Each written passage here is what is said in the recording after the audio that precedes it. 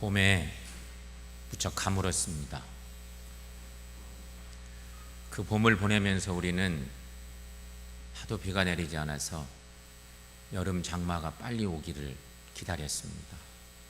그런데 그 여름 장마도 늦게 왔고, 그래서 장마비가 좀 빨리 내렸으면 좋겠다, 그렇게 소원했었습니다. 그런데 장마비가 내리긴 내렸는데 너무 많은 비가 내려서 충북 지역과 경북 지역은 정말 많은 피해를 입었습니다. 특별히 우리가 잘 아는 것처럼 우리가 사는 지역의 인근에 청주가 그렇게 큰 피해를 입었습니다. 22년 만에 쏟아진 기습 폭우였다고 합니다. 1시간에 100mm 가까운 비가 내렸습니다. 20여 명의 사상자와 700여 가구가 침수를 입고 100여 명의 이재민이 발생하는 등 대규모 피해를 입었습니다. 다행히도 전국 각 시도에서 수해 복구단들이 꾸려져서 이곳저곳에서, 경기도에서, 각 도에서 그렇게 막 지원했습니다. 대전에서는 각 구마다 수해 복구단을 다 꾸렸답니다. 5개 구에서 다 복구단을 꾸려서 인근에 있는 이웃 도시이니까 막 가서 도왔습니다. 아마 지금도 돕지 않을까, 이 주말에도. 이 무더위에 얼마나 힘들까요? 그런데 집을 잃어버리고 또 가족을 잃어버리고 전 재산을 다 잃어버린 그 안타까운 수해당한 그 주민들 생각하니 얼마나 힘을 다해서 돕고 있겠습니까? 여러분, 이 무더위에 가서 일한다고 하는 것은 정말 힘든 일입니다.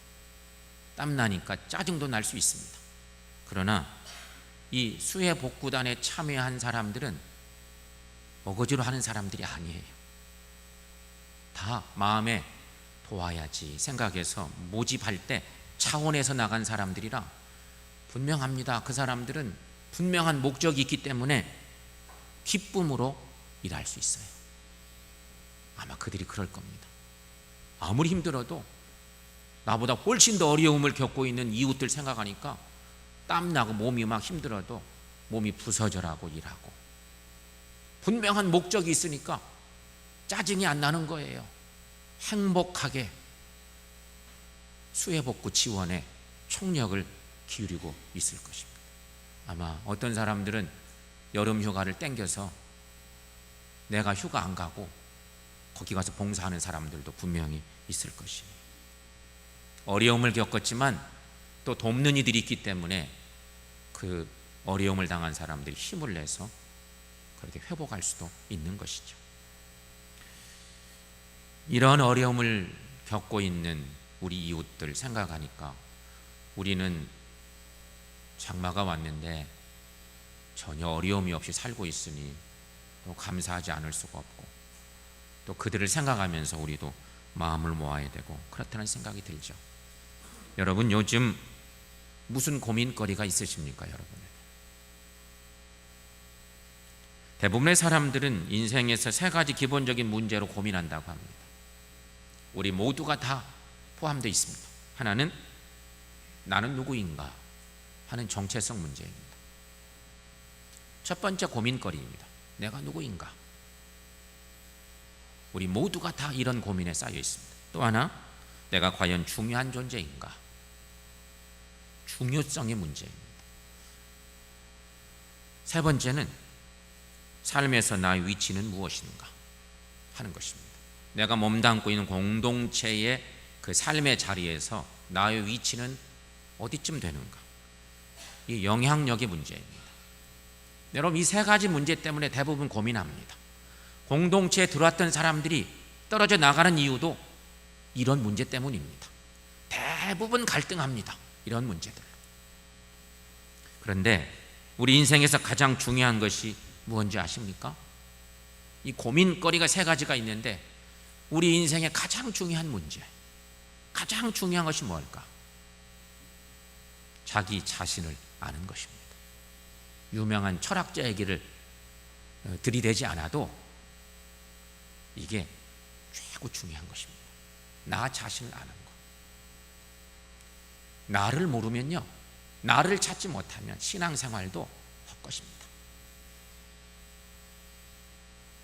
나 자신을 찾아가는 것, 이것이 최고 중요한 것이죠. 여기 자신이 무엇을 위해서 이 땅에 태어났는지도 알고 그것을 인생의 표대로 삼아 경주하는 듯 달려가는 한 사람이 있다고 해봅시다. 이 사람은 내가 무엇 때문에 태어났고 무엇을 위해 살아야 되는지 잘 아는 사람이 인생을 경주하고 있는 한 사람이 있어요. 그런데 또 한 사람은 자신이 누구인지 무엇을 위해 태어난 존재인지 알지 못하는 사람이 있습니다. 그리고 목표를 향해서, 표대를 향해서 가는 것 같는데 내가 누구인지 무엇을 위해서 태어났는지 모르니까 표대도 없는 사람이에요. 그냥 남들이 가니까 가는 사람이 한 사람이 있다고 해봅시다. 이 두 사람 중에 누가 나은 삶을 살까요? 우리는 그 답을 환히 압니다. 뻔합니다. 그 결과가, 이 두 사람의 삶의 결과는. 성도 여러분, 삶의 목적이 삶의 의미를 결정합니다. 삶의 의미가 삶의 가치를 결정하고 삶의 가치가 인생의 성공과 실패 그리고 행복과 불행도 결정합니다. 그러므로 우리 인생에서 자신의 삶의 목적을 발견하고 그것을 생의 표대로 삼아서 경주하는 삶을 살아가는 것처럼 중요한 것은 없습니다. 사랑하는 성도 여러분, 그렇다면 여러분의 인생의 목적은 무엇입니까? 우리가 오늘 여름의 한복판에 너무 무더운 이런 날 주님 전에 나와서 우리 막 경건한 마음으로 예배를 드리고 주의 말씀 듣는 이 시간, 여러분 우리를 다시 한번 생각해 봅니다. 우리는 지금 인생의 목적을 어디에 두고 살고 있나? 특별히 우리는 예수 그리스도를 인생의 주인으로 고백한 사람들입니다. 여러분 그렇게 고백하시죠? 우리는 예수님을 나의 인생의 주인으로 고백한 사람들이에요. 그런 사람들이기 때문에 오늘 이 소중한 시간에 하나님을 예배하고 있죠. 그렇다면 그리스도인들인 우리들은 과연 어떤 목적을 가지고 살아야 할까?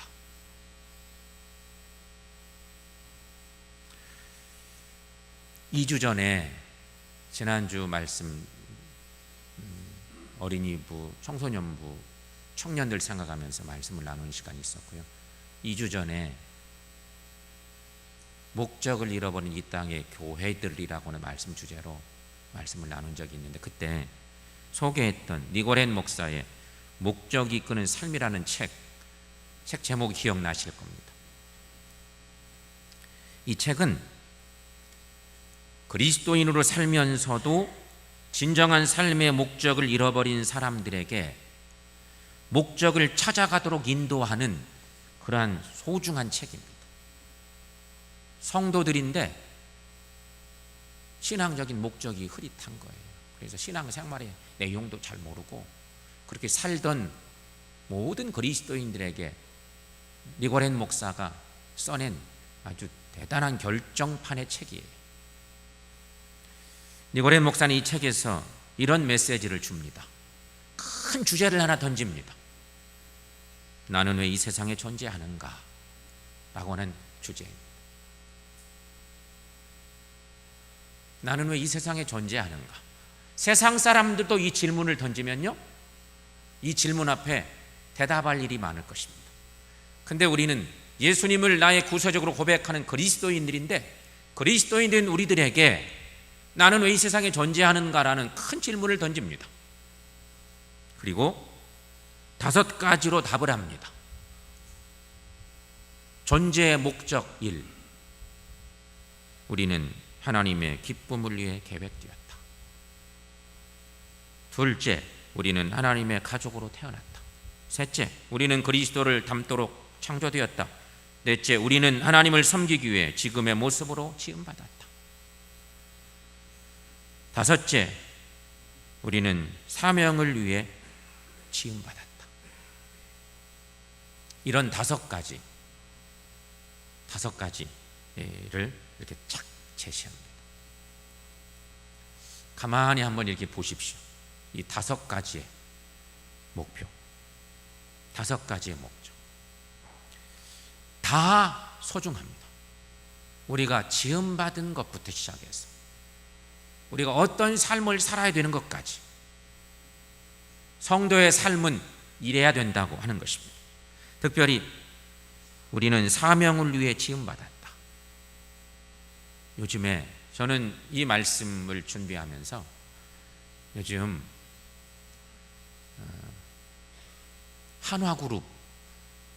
한화그룹의 CF가, 요즘에 나오는 CF가 있습니다. 여러분 혹시 보셨을 겁니다. 태양광 발전에 대한 한화그룹의 CF가 쫙 나옵니다. 전 세계 1등 뭐 이러면서 한화그룹 CF가 쭉 나오다가 마지막에 이런 카피가 하나 있습니다. 사업을 넘어 사명으로. 저는 그 얘기 들을 때마다 가슴이 콕콕 찌릅니다. 사업을 넘어 사명으로. 여러분 집에 가셔서 한번 그 CF가 나오면 한번 유심히 보실 필요가 있는데, 기업도 요즘은, 세상이나 기업도 사명 운운해요. 사명에 대한 얘기가 기업도 얘기하는 거예요. 사업을 넘어서 사명으로. 이 땅의 교회가, 이 땅의 그리스도인들이 사명감을 잃어버리고 사는 이 시기에 기업 그 정신들이, 그리고 홍보물들이 사업을 넘어 사명의 마음으로 이 일을 한다. 좋은 얘기인데 가슴이 좀 씁쓸합니다. 제 마음만 그럴까? 여러분 한번 생각해 보십시오. 오늘 우리가 나는 왜 이 세상에 존재하는가? 이 물음을 가지고 성경 말씀을 한번 생각해 봅니다.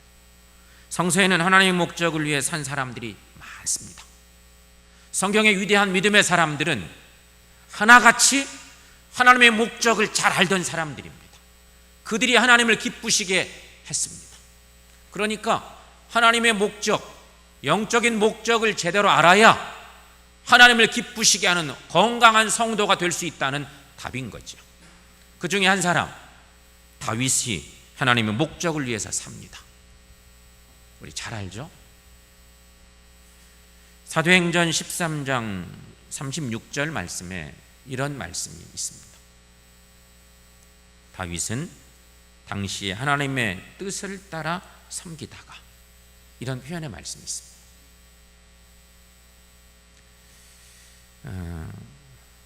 구약의 인물을 조명해 본 사도행전의 기록이잖아요. 세번역은 이렇게 말씀하고 있습니다. 다윗은 사는 동안 하나님의 뜻을 받들어 섬기고. 이렇게 세번역은 그렇게 번역해 놨습니다. 비슷하지만 말씀이 조금 다르죠. 여러분 이 구절을 통해서 우리는 왜 하나님께서 다윗을 내 마음에 합당한 사람이라고 하셨는지를 이해할 만합니다.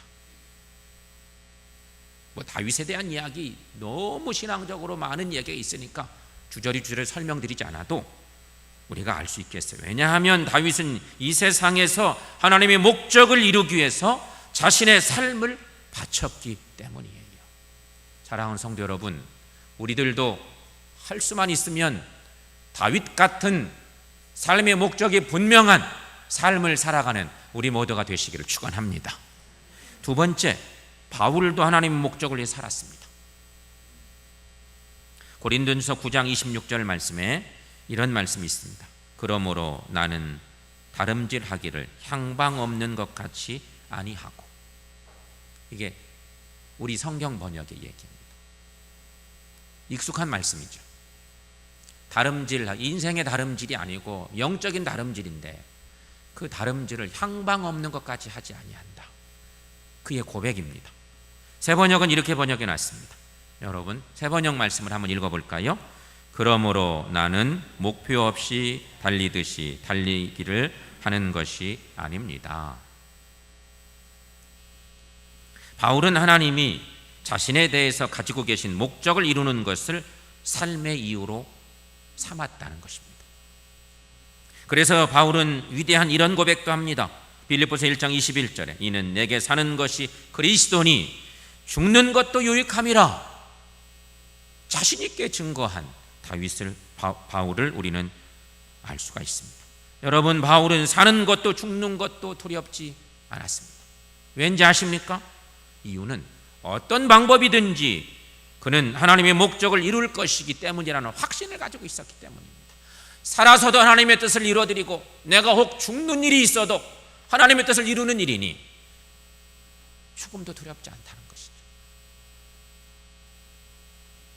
성도 여러분, 바울처럼 살아가는 우리 모두가 되시기를 축원합니다. 세 번째, 그렇다면 나도 하나님의 목적을 위해서 살아야 한다 하는 것입니다. 오늘 본문의 베드로전서 2장 9절 말씀 한 목소리로 말씀 받아봅니다. 그러나 너희는 택하신 족속이요 왕같은 제사장들이요 거룩한 나라요 그의 소유된 백성이니 이는 너희를 어두운 데서 불러내어 그의 귀한 빛에 들어가게 하신 이의 아름다운 덕을 선포하게 하려 하심이라. 아멘. 베드로 사도는 그리스도인들을 하나님께서 얼마나 귀하게 여기시는지를 잘 알려주고 있습니다. 성도로 부름받은 사람들은 하나님께서는 어떤 존재로 여기시고 계신지를 정확하게 말씀 주신 그 유명한 본문 말씀입니다. 너희는 택하신 족속이란다. 들려주는 거예요. 너희는 왕같은 제사장들이란다. 너희는 거룩한 나라란다. 너희는 하나님의 소유가 된 백성이란다. 여러분, 이것은 성전을 이루는 성도 한 사람 한 사람이 얼마나 귀한 존재인가를 깨닫게 해준 너무도 소중한 하나님의 말씀입니다. 그렇다면 여러분, 이런 말씀을 증거해 준 베드로는 누구일까? 베드로가 영적 감동을 받아서 이 말씀을 썼어요. 그리고 우리들에게 전해줬어요. 성령의 감동하심을 입어서 이 말씀을 쓴 거죠. 베드로는 누구입니까? 베드로는 예수님의 수제자였습니다. 그러나 그보다 더 중요한 것은 마태복음 16장 말씀을 보면 베드로는 예수님으로부터 직접 교회를 약속받은 유일한 사람이었습니다. 그의 믿음의 고백이 너무 위대해서 예수님이 베드로에게 교회를 약속합니다. 마태복음 16장 18절 말씀에 또 내가 내게 이르노니 너는 베드로라.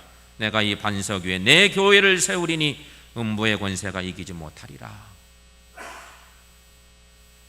여러분, 예수님께서는 베드로에게 교회가 되게 하시겠다는 약속을 주신 거예요. 그래서 교회가 이 땅에 세워졌고요, 지금 우리는 교회의 일원이 되어서 새샘교회 공동체의 일원이어서 살고 있고 하나님을 예배하고 있고 사명도 감당하고 있고 그렇게 살고 있는 것이죠.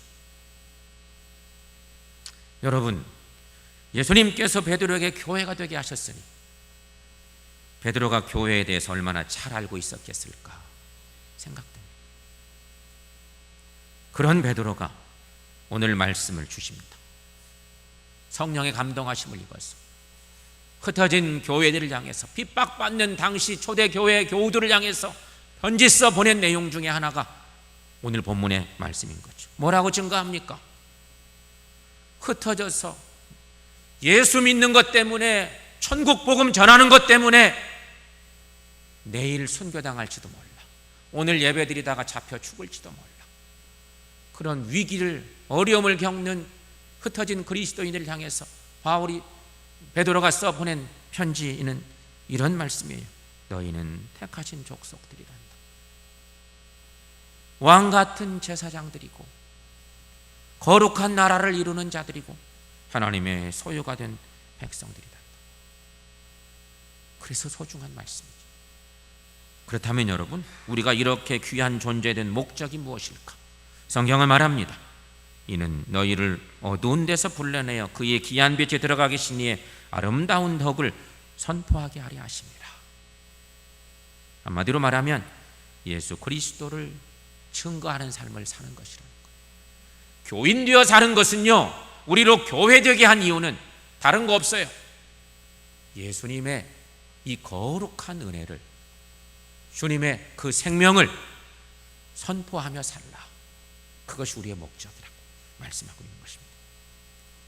이런 사실은 마태복음 14장 19절 말씀을 통해서도 확인해 볼 수 있는데요, 주님은 말씀하십니다. 말씀하시되 나를 따라오너라. 내가 너희로 사람을 낚는 어부가 되게 하리라. 예수님께서 제자들을 부르실 때도 사람 낚는 어부가 되게 하시려는 것이 최고의 목적이었습니다. 성도 여러분, 우리가 지금은 건강해서 하나님 앞에 나와서 예배하고 또 힘껏 하나님도 섬기고 성도들과 믿음의 교제도 나누고 그렇게 삽니다. 그러나 우리 모두가 언젠가 이 땅에서 죽음을 맞고 하나님 앞에 서게 될 것입니다. 그때 여러분의 후손들은 여러분의 묘비에 무엇하고 쓸까? 우리가 그런 것도 생각해 볼 필요가 있지 않겠습니까? 우리 자녀들이, 우리 손주들이 여러분을 뭐라고 기억하실까? 당신은 온 생애 동안 하나님의 목적을 위해 섬기신 좋은 신앙의 어른이셨습니다. 이렇게 쓰여지면 얼마나 좋겠습니까? 그렇죠? 또한 우리가 하나님 앞에 서는 날이 있을 것입니다. 우리 하나님 앞에 반드시 서야 되는데, 하나님 앞에 서는 날, 하나님께서 반겨 맞으시면서 세상에서 사는 동안 너의 온 생애를 바쳐 나를 위해 살아줘서 너무나 기뻤노라. 이렇게 말씀 주신다고 하면 얼마나 좋겠습니까? 성도 여러분, 바라기는 이런 은혜가 우리 삶에 있기를 축원합니다. 사랑하는 성도 여러분, 하나님께서는 지금도 사람들을 찾고 계십니다. 이 땅에 살고 있지만 하나님의 목적을 위해 살아갈 사람들을 찾고 계십니다. 그러므로 하나님의 목적을 알고 그 목적에 이끌려 살아가는 우리 모두가 될 수 있기를 축원합니다. 밭 한가운데 전신주가 하나 있었습니다. 넓은 큰 밭 한가운데 전신주가 있는데, 그 전신주가 떡하니 서 있는데 밭 주인이 와서 날마다 얘기합니다. 그 밭 주인이 늘 싫은 소리만 하는 것입니다. 그 전신주를 향해서. 밭 주인이 볼 때 전신주는요, 경작할 때나 파종할 때 방해가 되는 이 장애물이에요. 이놈 것만 없으면 농사 짓기 편한데, 그러면서 자꾸 이 전신주한테 자꾸 부정적인 얘기를 하는 거지. 전신주의 그림자가 드리워진 곳에는 곡식도 자라지 않으니 주인의 마음에는 더더욱이나 전신주를 향해서 너는 쓸모없는 것이라고, 뭐들 여기 와서 서 있느냐고 막 자꾸 하나도 유익함이 없다고 막 얘기하는 것입니다. 결국 자신이 쓸모없는 존재라는 생각에 우울해하는 삶을 살고 있는 전신주였습니다. 날마다 주인이 와서 얘기하니까 그냥 우울합니다. 그런데 어느 날 한 사람이 와서 전신주에게 그 전신주의 존재가 얼마나 귀한 존재인지를 들려주는 것입니다. 너는 결코 무용지물이 아니란다.